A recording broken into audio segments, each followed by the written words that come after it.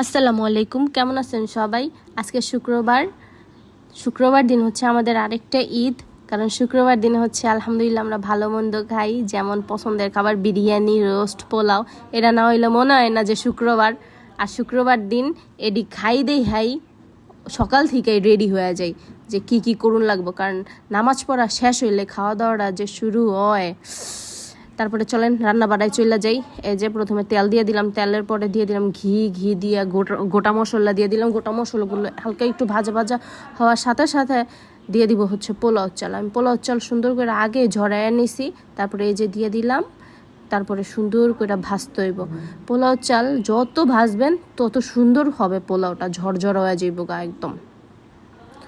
এই যে ভাজতে আসি, আবার ঘর দিয়ে একটু মাইরা আসলাম, দেখলাম ঘরের কি অবস্থা। এই যে আবার দিয়েছিলাম হচ্ছে গাজর দেওয়াতে গাজরের এত রস পুরা পোলাও গেছে হলুদ হয়ে, ব্যাপার না, দুধ দিলে আবার ঠিক হয়ে যাবো গা। এই যে গরম পানি দিতেছি, গরম পানি সুন্দর করে টকবক ফুটতে আছে, সাবধানে দিতে হইব।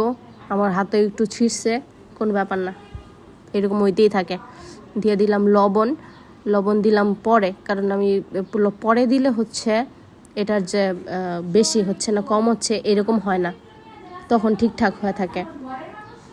আর এটা হচ্ছে রোস্ট বানাচ্ছি, রোস্টের মুরগিরা এই যে সুন্দর করে ধুইয়া পানি টানি সব আমি ঝরাইয়া নিছি। এই যে লবণ দিলাম, তারপরে দিমু হচ্ছে একটুখানি জর্দার রং দিলে রোস্টের হচ্ছে মাখানোটা আর রোস্টের কালার অনেক সুন্দর হয়। এটা দিলেই আপনারাও এটা দিয়া রোস্ট রান্না করবেন। তারপরে হচ্ছে এই যে আদা বাটা, রসুন বাটা সব কিছু দিয়ে দিলাম। আদা বাটাটা আপনাকে পরিমাণ মতো দিবেন, আমি আমার পরিমাণ মতো দিছি। এই যে সুন্দর করে ঝাঁকানাকা করে মাখায় নিলাম সব কিছু একদম ভালো। মাখানির উপর অনেক কিছু বেস করে, কিন্তু যত সুন্দর করে মাখাইবেন তত ভালো হইব। যদি আমি অত বেশি মাখাই নেই, সময় ছিল না বেশি। তারপর আরেকটা কড়াইতে এই যে পেঁয়াজ ভাজতে আসি, পেঁয়াজটা সুন্দর করে, এটা আবার রোস্টের লেগে আজকে আমরা হচ্ছে বাটা মশলা দিয়ে রোস্ট রান্না করবো, কোনো প্যাকেট মশলা টশলা না। এই যে রোস্ট ভাজা শেষ, হালকাই ভাজছি, গাঢ় ভাজি নেই। তারপরে এই যে বাদামি হয়ে গেছে পেঁয়াজ অলমোস্ট। তারপর আরেক জায়গায় আমি পেঁয়াজ ব্লেন্ড করতেছি, আর এই যে মশলা বাটাবাটি চলতে আছে। এই যে তারপর ব্লেন্ড করা পেঁয়াজ আবার এই ভাজা পেঁয়াজের লগে দিছি হইলো ঢাইল্লা।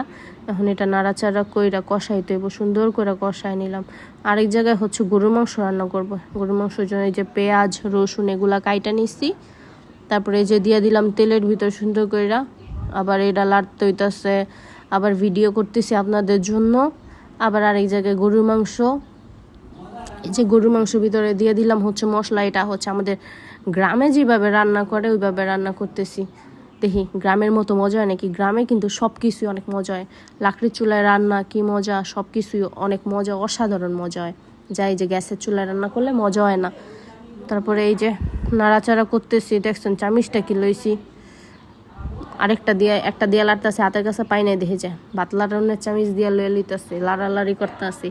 তারপরে এই যে রোস্টের কালারটা যে সুন্দর হইছে, মন চাইতেছিল এখনই খালে, যদি এখনো হয় নাই খাই। যে গরুর মাংসটা মাত্র কষাইতে দিচ্ছি, এই রোস্টের ভিতর দিয়ে মাওয়া আর হচ্ছে সব কিন্তু বাটা মশলা দিয়ে রান্না করছি আজকে। এই যে দুধ দিয়ে অবশ্য ফালুদা রান্না করবো, দুধটা জাল দিয়ে রাখা দিলাম ফ্রিজে, বিকালবেলা রান্না করবো মনে।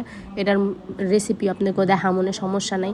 এই যে গরুর মাংস অলমোস্ট হয়ে গেছে, পানি দিয়ে দিছি। আর শুক্রবার দিন সবাই যাইতেছে নামাজে, মাশাআল্লাহ, দোয়া করবেন সবাই। আসসালামু আলাইকুম।